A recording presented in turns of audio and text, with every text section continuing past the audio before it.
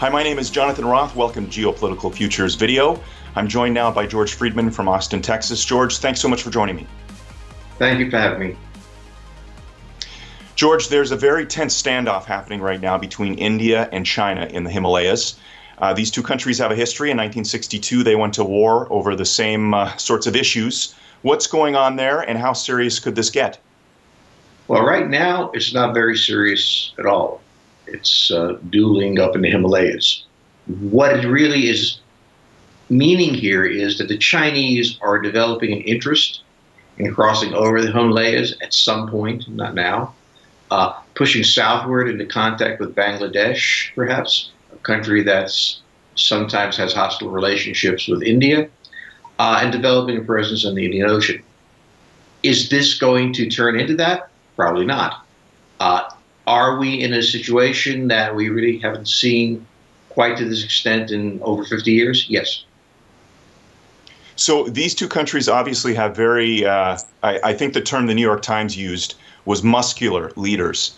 And both of these men have an incentive to make sure that they follow through on what they're saying they're going to do. Does that cause you any more concern at looking at this situation?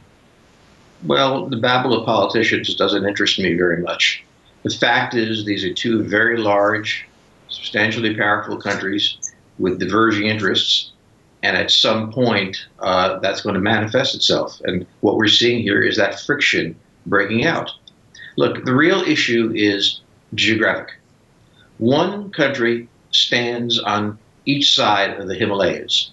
The Himalayas are extremely high mountains, it's very hard to operate in.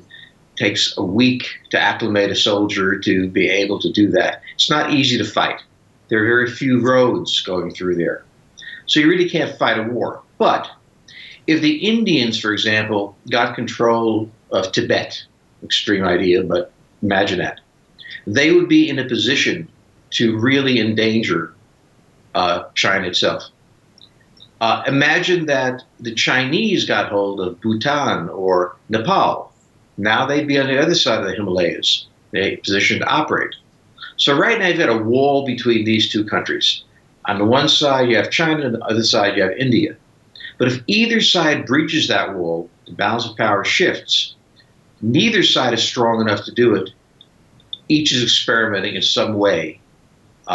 Tibet by China, India by supporting the Dalai Lama, the Chinese by supporting radicals in Nepal, for example. That's political. This time, about 6,000 troops, 3,000 on each side, met at a very desolate place in the world and have been exchanging fire, and they don't seem to want to stop. So it seems to, I think, many observers that China is in the midst of a lot of, for lack of a better way of describing it, geographic conflicts, whether it be the Sea of Japan, or sorry, the South China Sea, or the Sea of Japan, what's happening obviously in between them and India. What is the impetus? What's driving China's move to start? For a long time, these conflicts were at least frozen, or to some degree, not really. There was nothing happening, and now there is. What's driving that? Well, first, let's establish that neither the South China Sea or the East China Sea or here is a great deal happening. There's a great deal of movement of ships and people, and the media is picking it up. But the Chinese are actually being extremely cautious, not rhetorically, but in point of fact, not to engage any of these people. What is going on is that China is going through a transition. It was the majestic economic power of the world up until 2008. It no longer is. Its exports have fallen. It has social tensions. It has shifted from a authoritarian regime to a pretty full dictatorship. And that dictatorship has to legitimize itself. It has to show that it's powerful. By taking these minimal moves all around its frontiers, it can publicize that the Indians are falling back in front of the Chinese forces. Not that they are, but they can claim that. They can claim that the Americans are frightened about the Chinese Navy. They aren't, but they can claim that. They can do all these things for internal reasons, But in the end, the South China Sea really matters to the Chinese for their trade. In the end, having access to the Indian Ocean really matters to them. So one thing that's happening is just political. Another thing that's happening is geopolitical, in the sense that these are the natural movements of great powers against each other.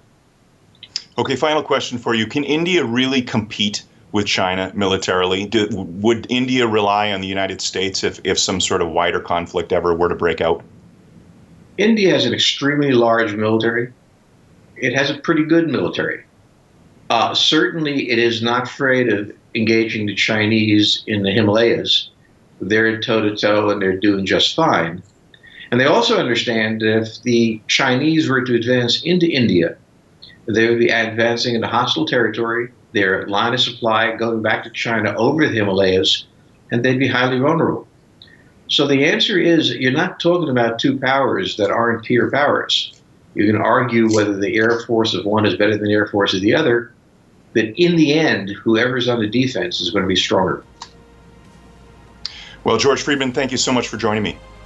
Thank you.